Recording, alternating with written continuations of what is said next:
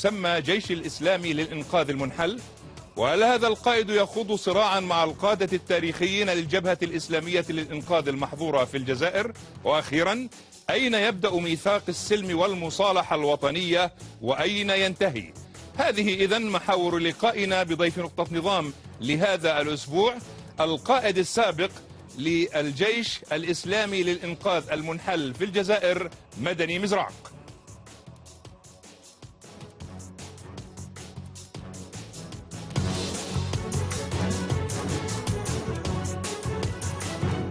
سيد مزراق، يبدو من الوقائع التي نتابعها بأن السلطات الجزائرية أغلقت الباب أمامكم تماما، أنت وقادة الجبهة الإسلامية للإنقاذ المحظورة في الجزائر، للعودة إلى المعترك السياسي. هل هذه أيضا قراءتك؟ بسم الله الرحمن الرحيم. أعتقد أن لا أحد في هذه الحياة يستطيع أن يغلق الباب أمام تيار جارف مارس السياسة في إطار القانون وإطار الدستور، وهو مستعد للعودة إلى الساحة السياسية وفق القوانين الجزائرية والدستور الجزائري. طيب، ولكن سيد مرزاق، هل توافق على أن عودتك وعودة من يسمون بالتائبين من شخوص العشرية الدموية الشهيرة في الجزائر للمعترك السياسي تتطلب تعديل المادة 26 من ميثاق السلم والمصالحة، الأمر الذي لا يبدو أنه على أجندة الحكومة، أليس كذلك؟ لست تائبا لأحد، أنا تائب لله وفقط منذ أن عرفت هذا الدين، وعودتي للساحة السياسية أو المجتمع كانت على أساس اتفاق تم بيننا وبين قيادة الجيش وأقرته الدولة الجزائرية، وانتهى بإصدار مرسوم خاص ينص صراحة على العفو الشامل على كل أفراد الجيش الإسلامي للإنقاذ مع تمتعهم بكامل الحقوق المدنية، ومن الحقوق المدنية الحق السياسي. طيب، فأرجو أن تصححوا المصطلحات وأن تصححوا هذه القضية. طيب، فيما يتعلق بتصحيح المصطلحات نحن ننقل وليست مصطلحاتنا نحن. على أي حال، أنت التقيت أحمد أويحيى مدير ديوان الرئاسة في سياق ما قيل عن حوار أطلقته السلطات الجزائرية. أويحيى يقول في الواقع بأنك لم تبحث معه عودة قيادات الجبهة الإسلامية للإنقاذ إلى المعترك السياسي. إذا لم تكن قد بحثت ذلك، فماذا بحثت معه يا ترى؟ السيد أحمد أويحيى أخ جزائري، كان يناصبني الخصومة أو العداء إن صح التعبير، وكان في صف الاستئصاليين التغريبيين، وكنت في صف الإسلاميين الذين حملوا السلاح دفاعا عن أنفسهم وعن خيار الشعب. وكان للأخ أحمد أويحيى الرجولة والشجاعة اللتان سمحتا له بأن يباشر هذا الحوار مع كل الأطراف التي يهمها الأمر. طيب. وذلك بتكليف من رئيس الجمهورية. الجلوس مع أويحيى كان في إطار النقاش حول مستقبل الجزائر وحول الكيفية لخروج الجزائر من أزمتها. طيب. وأهم ما دار بيني وبين السيد أحمد أويحيى هو الكلام حول الوثيقة الأساس في بناء الدولة الجزائرية، وهو الدستور الجزائري. طيب سيد مزراق، ولأن الجبهة الإسلامية للإنقاذ. سيد مزراق، ما دمت تحدثت عن الدستور وعن تعديلات، دعني أن أنقلك إلى هذه النقطة. في الواقع، هل أنت يعني طلبت منه ضمانات بأن يتضمن تعديلات الدستور أي تعديلات أيضا لميثاق السلم والمصالحة بما يسمح بعودتكم للمعترك السياسي كقياديين سابقين في التيار الإسلامي؟ يا أخي، أنتم ميثاق السلم والمصالحة الوطنية لا يخصنا نحن في الجيش الإسلامي بشيء. لماذا؟ لأن هذا الميثاق جاء بعد أن تم الأمر في الوئام المدني، وبعدما أصدر الرئيس جزاه الله خير مرسوما خاصا يقضي بتمتع كل أبناء أفراد جسم الإنقاذ بحقوقهم المدنية. ميثاق السلم جاء لمعالجة تركة الأزمة بعد قضايا الأزمة. طيب. وجاء لمعالجة أيضا الشق القانوني والاجتماعي لمن تضرروا بهذه الأزمة. طيب سيد مزراق، أبقى الباب مفتوح للذين يريدون أن ينخرطوا في مسعى السلم المصالحة. طيب سيد مزراق، في ديباجة هذا الميثاق جاءت مادة هلامية غير دقيقة تنص على منع الذين تسببوا في الأزمة الجزائرية واستعملوا. طيب سيد مزراق، سيد مزراق، سيد مزراق، وكأنك سيد مزراق اسمعني، وكأنك تتفق مع القيادي الإنقاذي علي بلحاج الذي قال بأن من صاغ يعني ميثاق السلم والمصالحة صاغه بطريقة إقصائية، وهنا أنا أنقل، وبأنه لا يهتم إلا بالجانب الأمني. هل تتفق معه في ذلك؟ أنا أتفق مع أخي بالحاج في كثير من الأمور، وأختلف معه في الأساليب التي ينتهجها في قضية صغير. أما قضية أن مشروع ميثاق السلم والمصالحة كان إقصائيا، نعم، وقد قلنا هذا في أوانه، وقلنا للرئيس يومها طيب. أن ميثاق السلم هو عبارة عن سم سنشربه لنفتح المجال أمامك لكي تمضي بالمصالحة إلى نهايتها. طيب سيد مزراق، والمصالحة لا ولن تتم إلا بالوصول إلى حل جذري للأزمة الجزائرية. طيب. التي تمثل الجبهة الإسلامية للإنقاذ الطرف الأهم فيها. طيب هذا سؤالي سيد مزراق. يحل سيد مزراق هذا المشكل سيد مزراق، إلا إذا فتح المجال السياسي. سيد مزراق، عندما تتحدث مع السلطات باسم من تتحدث أنت؟ هل أنت مخول من الجبهة الإسلامية للإنقاذ كي تتحدث باسمها؟ يا أخي الكريم، أنا قائد الجيش الإسلامي للإنقاذ، أنا طرف في الأزمة كبير، وأنا جزء من الحل. قمت بعمل الله يعلم قيمته. طيب. لأن كثير من الناس اليوم لا يفهمون هذه القيمة. سيد مزراق، القيادي سيد مزراق، سيد مزراق، بالحاج في الواقع بالحاج رفض الدخول في الحوار وأنت دخلت في هذا الحوار مع السلطات. هل هذا توزيع أدوار إذن، أم أنكم كأبناء حركة لستم على قلب رجل واحد؟ نحن على قلب مؤمن واحد، ما قلب رجل واحد، هذا شيء آخر. أما علي بالحاج ذكره الله بخير وفتح عليه، فإنه لم يستدعى لهذا الحوار، لذلك لم يشارك فيه. أما أنا فقد دعيت وأجبت لماذا؟ لأني طوال 15 سنة وأنا أطالب السلطة بأن تحاورنا رسميا. طيب. وأن تعترف بوجودنا السياسي الرسمي. فيكون من الجنون ومن الغباوة ومن الحماقة أن تدعوني الدولة لمحاورتها وتعترف بي وأرفض. سيد مزراق، هذه حماقة وغباوة ونوع من الجنون. هل تقول بأن بالحاج عندما رفض كان يعني يرتكب حماقة إذن؟ هو لم يرفض. لقد سمعتني أن الشيخ علي بالحاج لم تقدم له الدعوة يا أخي.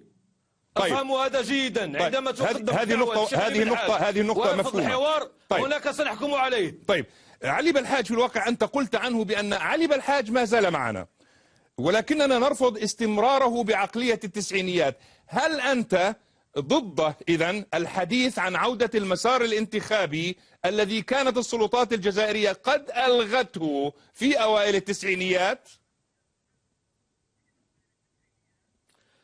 من ناحية التاريخية ومن ناحية الذاكرة، أنا مع أن نناقش الأزمة من جذورها، ومنها قضية توقيف المسار الانتخابي الذي كان السبب المباشر فيما وقع للجزائر بعد ذلك، لكن من الناحية الواقعية ومن الناحية المنهجية وطمعا في الوصول بالجزائر إلى حل مشترك يرضي الجميع ويخرج البلاد من أزمتها، فأنا أدعو الإخوة إلى ترك الخوض في مسببات الأزمة وفي وقائعها ونتائجها، إلى أن تصبح الجزائر في حالة صحية تسمح لنا بأن نناقش تفاصيل هذه القضية دون أن نعود بالبلاد إلى المستنقع الذي كانت فيه. هذه النقطة وصلت سيد مزراق. سيد مزراق، هذه النقطة وصلت. إذا مشاهدينا الكرام، نتوقف الآن مع فاصل قصير، نواصل بعده حوارنا مع ضيف نقطة نظام لهذا الأسبوع، مدني مزراق، قائد الجيش الإسلامي للإنقاذ المنحل في الجزائر.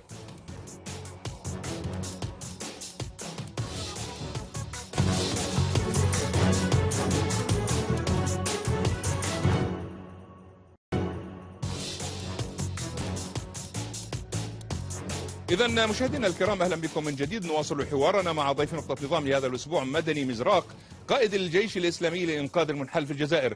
سيد مزراق، أعود إلى موضوع الجزائر، بأن هناك صراعا بينك وبين بالحاج في الواقع على استقطاب المسلمين الصامتين أو التيار الإسلامي الصامت في الجزائر. هل تستطيع أن تفند هذا القول؟ هذا كذب، لا صراع بيني وبين أخي بالحاج، فيه خلاف وفيه تنافس.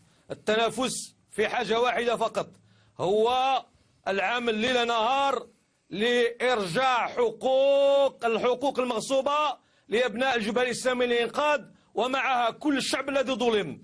نحن نسعى كل بطريقته لإثبات الوجود السياسي لأبناء الجبهة الإسلامية للإنقاذ. نعم، نختلف في الأساليب، نختلف في بعض الأفكار، لا نتفق على أشياء، هذا صحيح، لكن هذا لا يمنع من أن نتعاون على البر والتقوى في إعادة الحقوق المغصوبة لأهلها. طيب سيد مزراق، ألا يلفتك بأنه بينما يمنع بالحاج من ممارسة أي نشاط، فإنك تستقبل في ديوان الرئاسة، يسمح لك بالإدلاء بالتصريحات، تخرج إلى الإعلام، ألا يلفتك ذلك؟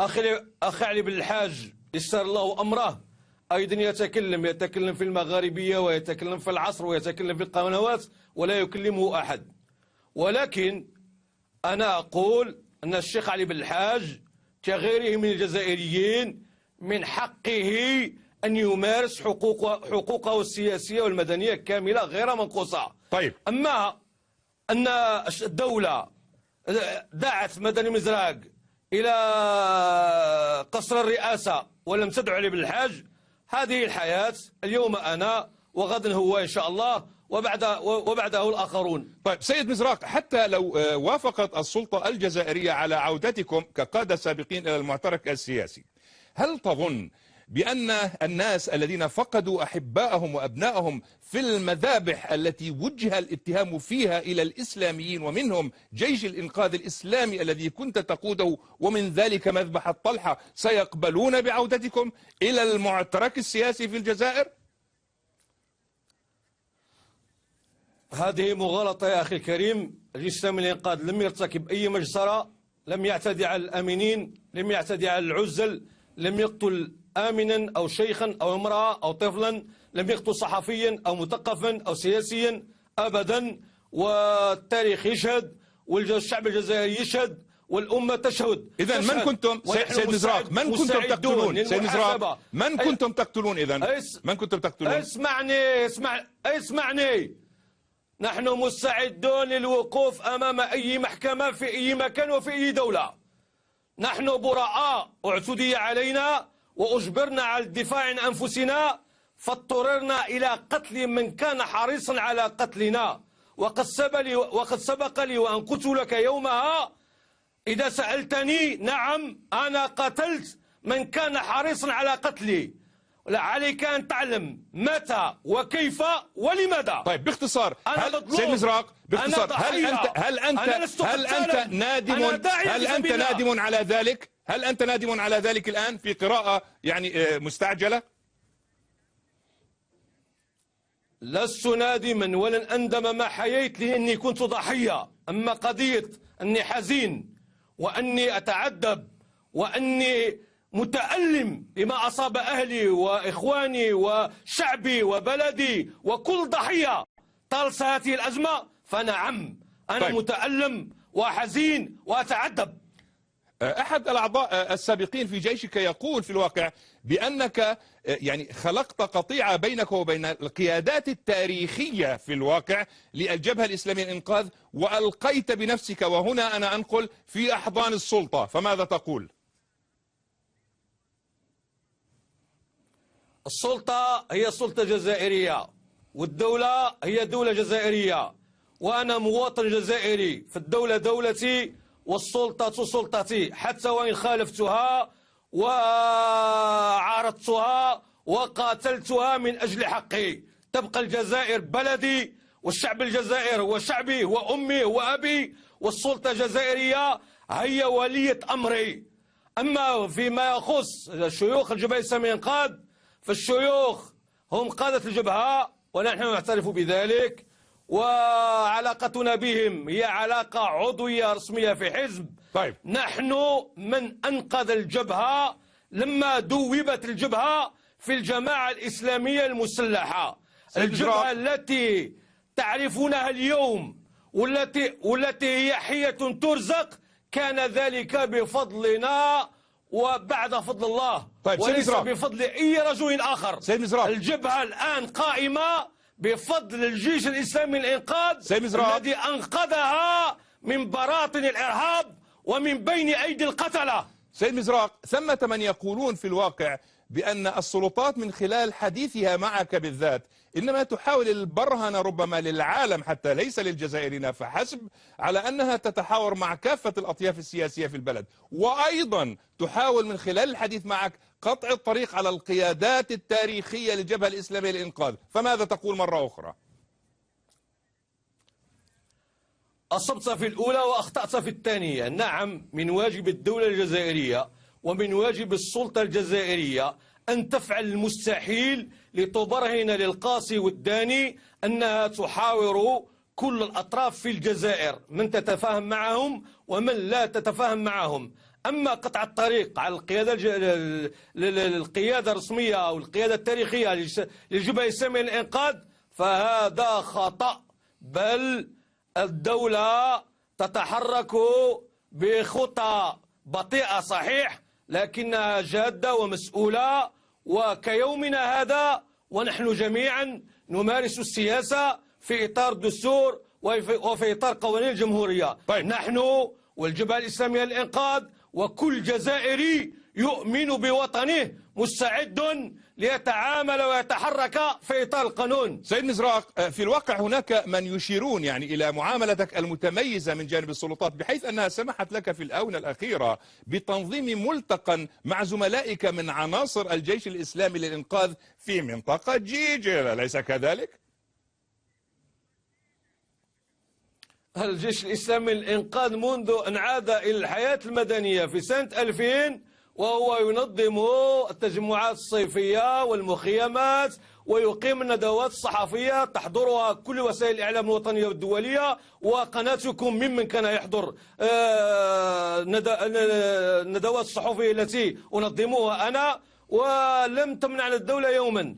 أما قضية لماذا تسمح لنا الدولة، لأننا اتفقنا مع الدولة قبل الرجوع إلى الحياة المدنية على أن نترك السلاح حبا في الله ورحمة بالشعب وإنقاذا للوطن، وأن نعود إلى الحياة المدنية في إطار الدستور، نمارس السياسة ونمارس الدعوة ونمارس كل ما يمارسه الجزائريون.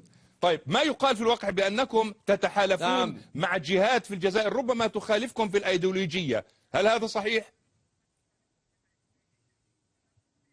أبدا، ربما يخالفوننا في نوعية مشروع المجتمع، في تفاصيل نوعية مشروع المجتمع، لكنهم يتفقون معنا جميعا في قضية بناء المشروع المجتمعي الذي ضحى في سبيله المجاهدون الشرفاء، ومات من أجله الشهداء الأطهار، وهو إقامة دولة جزائرية مستقلة ذات سيادة ديمقراطية واجتماعية في إطار المبادئ الإسلامية. طيب سيد مزراق، هؤلاء الذين نتحالف معهم ونتعاون معهم على البر والتقوى في إنقاذ الجزائر نتوافق معهم في هذا المشروع، وربما نختلف في التفاصيل فقط. أخيرا سيد مزراق، يبدو من كلامك بأنك متفائل بأن السلطات ستسمح لكم ذات يوم بأن تعودوا إلى المعترك السياسي، ولكن ماذا لو وصلتم إلى نقطة اكتشفتم عندها أن السلطات غير جادة؟ هل لديكم خطة بديلة؟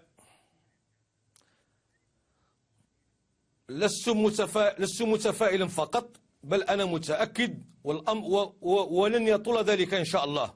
الأمر لن يطول أكثر مما طال، وسيكون قريبا، وأنا متأكد أن بعد صياغة دستور التوافق الجامع وعرضه على استفتاء الشعبي كبير بإذن الله سيفتح المجال أمام كل التيارات السياسية في الجزائر، ومنها تيار جبهة الإسلامية للإنقاذ. فقط لابد أن يحترم الدستور وأن تحترم القوانين. من داس على الدستور وخرق القوانين فالقضاء هو الذي سوف يحاسبه. هذه النقطة وصلت. طرف آخر. هذه النقطة وصلت. بهذا إذن نأتي مشاهدينا الكرام إلى ختام هذه الحلقة من برنامج نقطة نظام. أشكر ضيفي مدني مزراق قائد الجيش الإسلامي للإنقاذ المنحل في الجزائر، كما أشكركم على حسن المتابعة، والسلام عليكم ورحمة الله وبركاته.